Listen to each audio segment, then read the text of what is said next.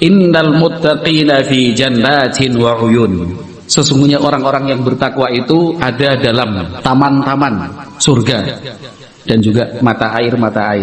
Udkhuluha bisalamin aminin. Para penduduk surga itu nanti akan dipersilahkan masuk. Udkhuluha, silahkan masuk ke sana dengan keselamatan dan rasa aman. 2. Wa naza'na ma fi sudurihim min ghillin ikhwanan ala sururin mutaqabilin. Di surga itu kami hilangkan, kami lenyapkan rasa benci, hasad, ketersinggungan kepada orang lain. Itu dilenyapkan. Di surga nggak ada hasad, nggak ada iri, nggak ada benci, nggak ada tersinggung, nggak ada sakit hati. Ikhwanan, kenapa? Karena hidup di surga itu ya saling bersaudara. Ala sururin mutaqabilin. Semua orang itu duduk di atas dipan-dipan, saling berhadapan. Yang ketiga, la yamassuhum fiha nasabun. Mereka yang ada di dalam surga itu tidak mengalami capek. Wa ma hum minha bimukhrajin. Yang keempat, masuk surga itu tidak akan keluar dari sana selama-lamanya. Kenapa ingin masuk surga? Karena di dunia itu kan bertolak belakang dengan 4 hal ini. Yang pertama tadi bisalamin amin. Di dunia itu rasa deg-degan, khawatir dan cemas itu selalu ada. Selalu dihadapkan dengan kecemasan.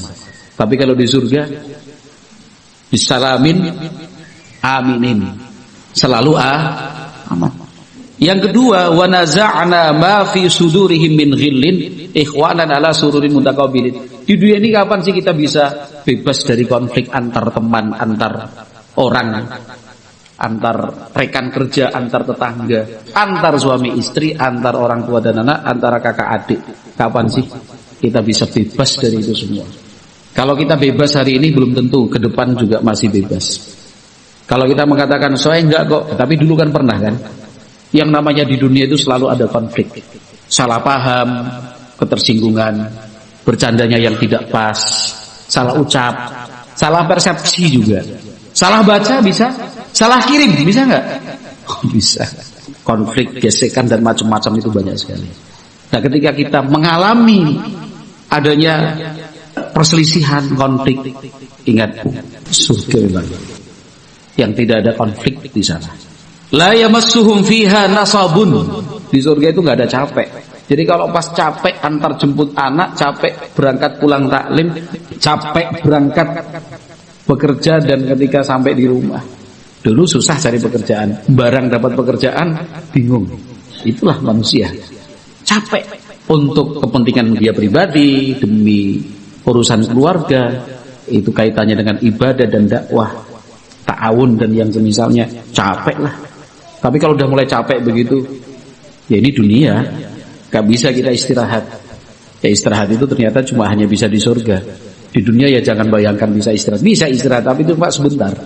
Bisa istirahat tapi itu cuma sesaat. Istirahat bisa, tapi itu sudah dinanti lagi dengan kecapean-kecapean, kecemasan-kecemasan, ya kan? Perselisihan-perselisihan itu. Wa ma hum minha bimukhrajin. Kalau sudah masuk surga, mereka tidak keluar karena mereka kekal selama-lamanya. Kalau di dunia kan semuanya bersifat sementara. Aman ya sementara. Karena sangat memungkinkan rasa aman itu dicabut oleh Allah Subhanahu wa taala. Berteman itu akhirnya sementara juga karena banyak sekali yang dulunya berkawan puluhan tahun kemudian menjadi lawan. Banyak sekali yang dulu sahabat dekat tapi akhirnya menjadi musuh yang paling dibenci. Itu banyak. Capek juga gitu. Kita bisa istirahat, liburan long weekend nih. Bisa liburan berapa hari? 4 hari. Kamu ngapain kalau liburan? Ya tidurlah. Hari-hari kerja, kesempatan tidur.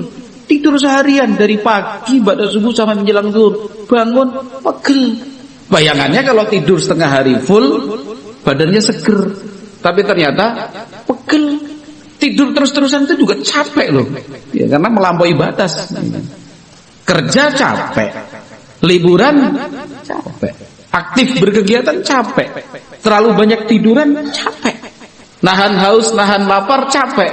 Pas kekenyangan lebih capek lagi. Ya kan?